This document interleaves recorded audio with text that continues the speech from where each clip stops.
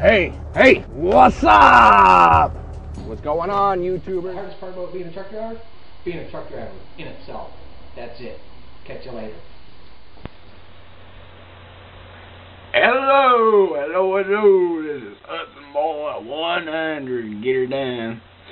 I'm not a truck driver, but I like watching them videos of theirs though. But what's the hardest thing for them truck drivers being on the road?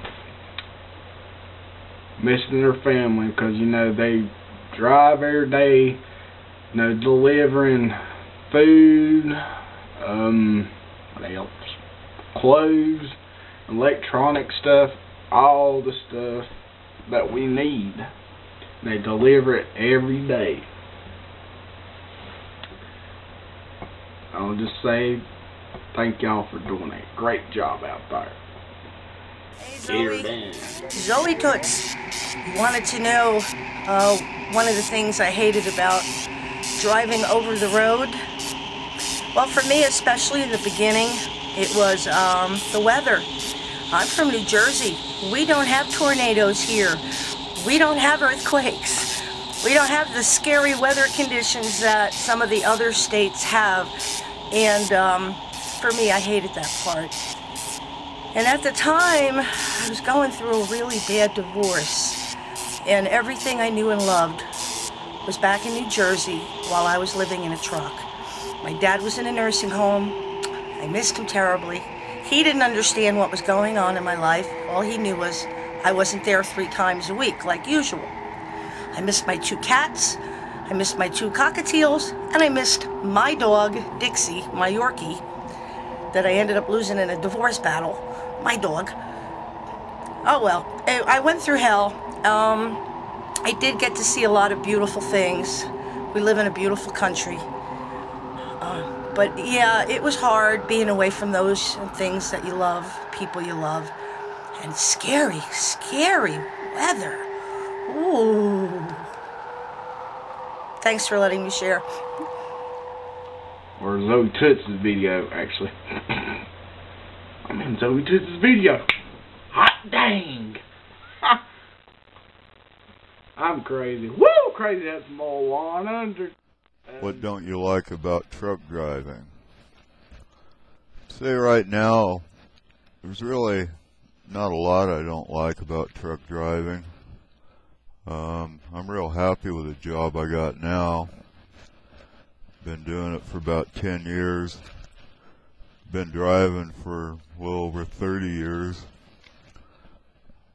I guess back when I was running over the road, I'd say the thing I probably hated the most was going to them fucking grocery warehouses.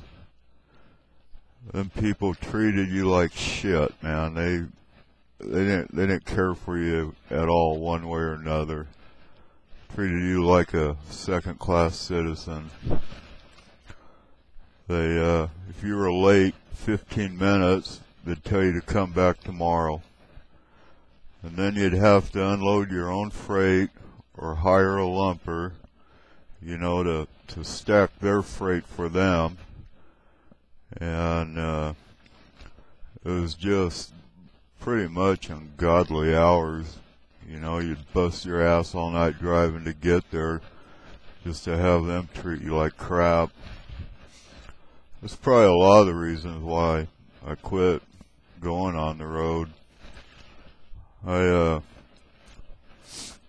hauled flatbed for about 10 years and I liked it. It wasn't bad. Pulled pneumatics a couple of years. That wasn't bad.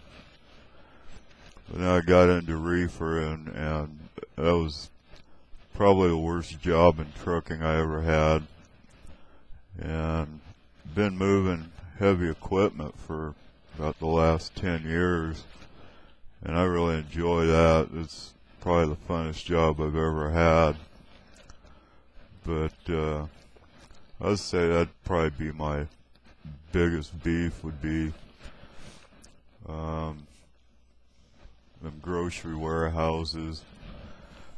Love going over the road, love the driving, love the scenery.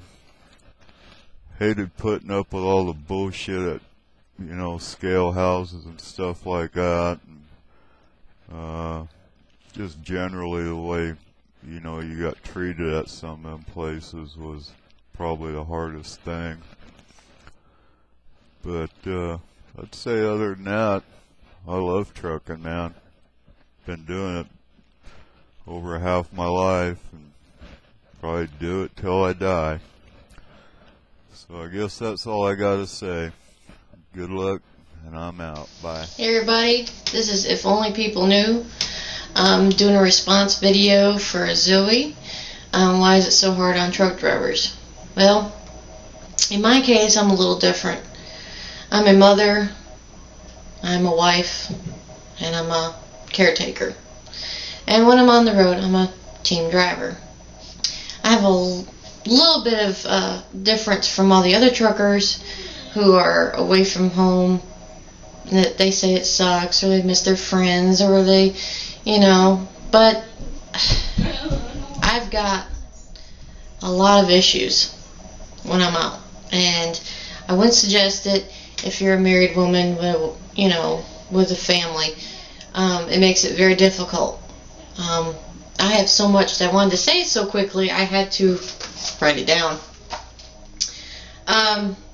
Being on the road for me was sometimes a nightmare. Trying to take care of issues while on the truck was a pain. And I drove all night and took care of business during the day. Lack of sleep was one of my factors, and also stress, worries, and also other things. I kept about 100 phone numbers in my cell phone, just in case I had to call the police in my area, or the school, or to a friend to check on my mother and son. I bet y'all didn't have to do that. Then I had to pay the bills, just in case a problem with the house, you know, the lights, the cable or something, I had to call them. And then not did I do this while driving. I was driving at night, which meant during the day I got lack of sleep. And not all the time did I drive with my husband. As a team driver, the other problem was you might not like the person you're driving with. Well, okay, men say, oh, I won't do that shit no more. Well, in my case, I stuck with them for about a week, and I was the woman, and they thought they were the man, and then they couldn't find out they can't read a damn map, they can't do this, they can't do that. You know, I was married, and most of the time they were single, so it was kind of a bunch of shit like that. And then dealing with the road while I'm supposed to be asleep during the day. If I wasn't on the phone, I was trying to sleep. Okay, yeah. Well, the truck is bouncing. The road is not smooth all the time, people. And it's not like sleeping in your own bed, or it's not like sleeping in your truck while parked. Probably some people, or a lot of people would know this. The truck is constantly bouncing.